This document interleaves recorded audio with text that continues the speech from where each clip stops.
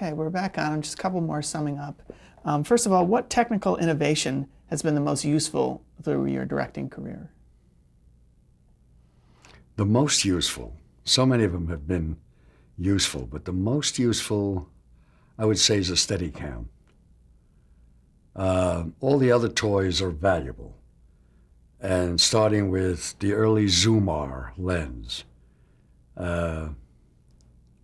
And I haven't heard the word Zoomar used in years, but that was what it was called. And it was a ravishingly big breakthrough for those of us who were tired of just pushing the crab dolly forward to zoom in. But it came with a tube that sat in parallax, in place of the parallax viewfinder, alongside the Mitchell camera. And the tube was the only way you could actually see the zoom working or not working, and whether it was in focus or not. But then we discovered that if you pushed right in on the zoom or pulled back right in, it was too self-conscious. It was too noticeable. And as you know, you can bury a zoom by either panning or dropping or moving somehow so that the zoom doesn't really become too obvious, because it tends to remove an audience into an objective position rather than stay subjectively involved in what's going on. So in order to ease the clumsiness of zooming straight in, we began to experiment with moving and burying the zoom in those moves. And because, and by the way, this was Gunsmoke, because a crane was an expense, we had a poor man's crane made of a forklift that was brought in on the stage, and we would take the forklift to its height and start the zoom on the action and lower the forklift and zoom in as we're lowering, so that you're never really conscious of anything obvious. You knew that you were getting closer, but it's what we now see a lot of, the zooming as you drop down and you go right into a close-up. But it was done with a forklift. You actually did that on Gunsmoke? Oh, yeah. Now, you couldn't go up with it because a forklift, as you know, like that. It would be too shaky. But an easy drop was possible. And then, of course, when we dropped the parallax viewfinder as a concept and went through the lens viewing, as we do now, the zoom took on a much more practical relationship to the camera. The Mitchell, as I mentioned before, was probably the heaviest camera in the world.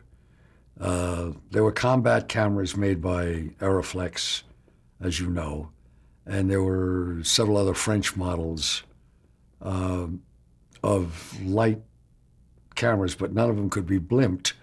And the minute you put a blimp on it to keep it from being noisy so that you can do dialogue, you made it too heavy. So yes, we were able to use the lighter cameras, but without a blimp. The blimp made it too heavy to handhold it. So it was not as easy to stage as fluidly as we can now with the Steadicam. That opened up a whole exciting way. Starting, I think, the first major breakthrough happened in Rocky, of all pictures, when he ran up the steps of the Philadelphia City Hall or whatever it was, and the camera ran up the steps with him. Well, that was a very healthy, very athletic Steadicam operator who went up the steps with him and circled around and revealed the whole world, and it was stunning. And since then, we've taken it, now a Steadicam operator is a permanent member of the camera crew. Have you noticed ageism in the industry? Yes, and that's one of the things I'm very, very fortunate about. very, very thankful for it. It hasn't affected my career. I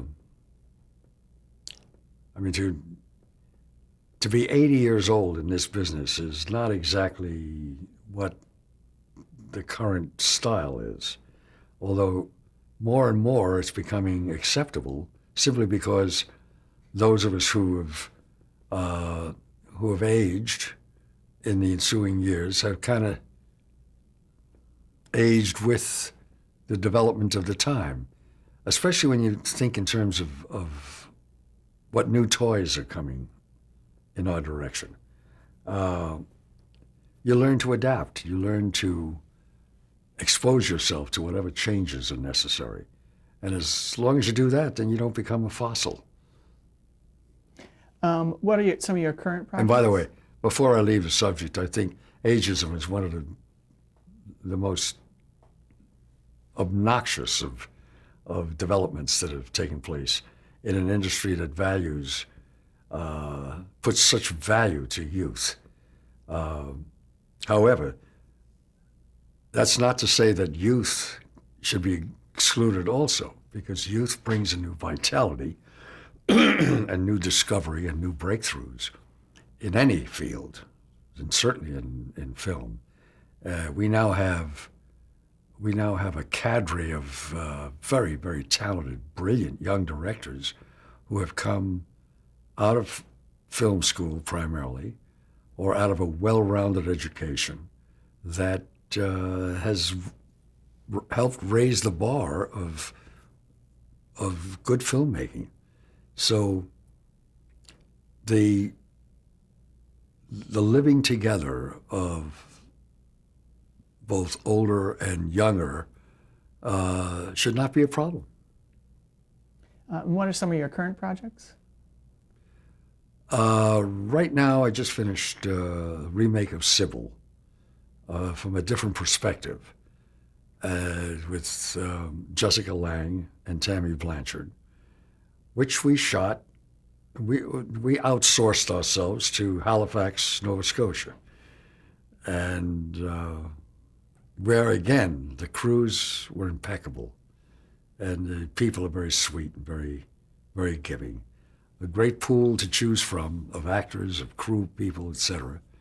And it almost takes a little of the pain out of leaving home to do a picture, because I would like very much to be able to do a picture again in Hollywood, because I haven't been allowed to for almost 24 years now. For financial reasons? Yeah. We're outsourcing the business. Since the word outsourcing has become so popular, we have to remember that we're part of it. What advice would you give an aspiring director? Learn. But most importantly, learn what one of your major resources is, and that's the actor. The more you can absorb what the actor must absorb, which is a different way of saying the more actor training you can include in your education, the easier it's going to be for you to relate to actors, to get the most out of actors, to help them overcome a lot of the obstacles. It becomes a very, very valuable and very necessary credential to have as a director. In addition to all the stuff that the film schools are teaching,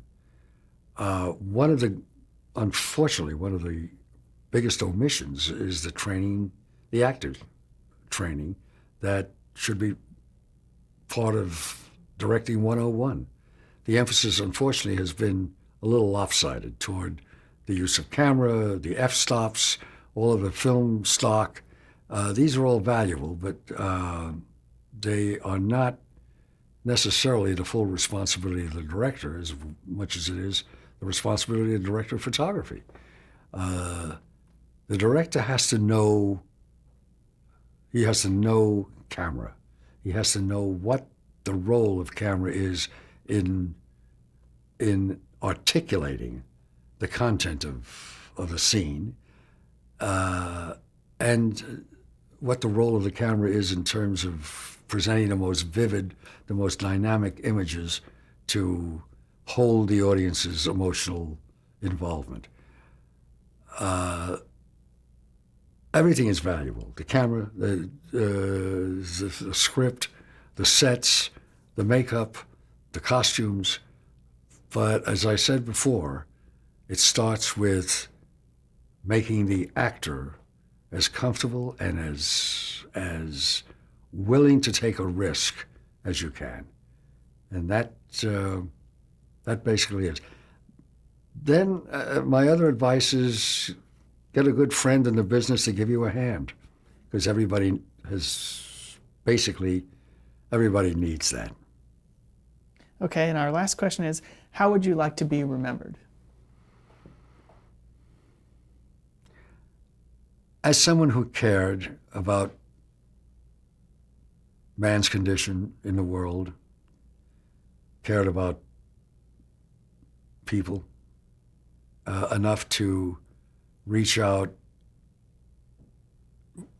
with a lot of faith in what this medium can bring to a certain amount of enlightenment. We can't kid ourselves that no matter how meaningful a film might be, that you're going to change the world with that one film. No, but you're making a little bit of a dent. And if we can make enough dents, it's a hell of a medium to make it with, because it reaches out to so many young minds as well as some entrenched minds that it becomes quite gratifying when certain things take place. Okay, for the Archive of American Television, thank you very much for being with us. Thank you.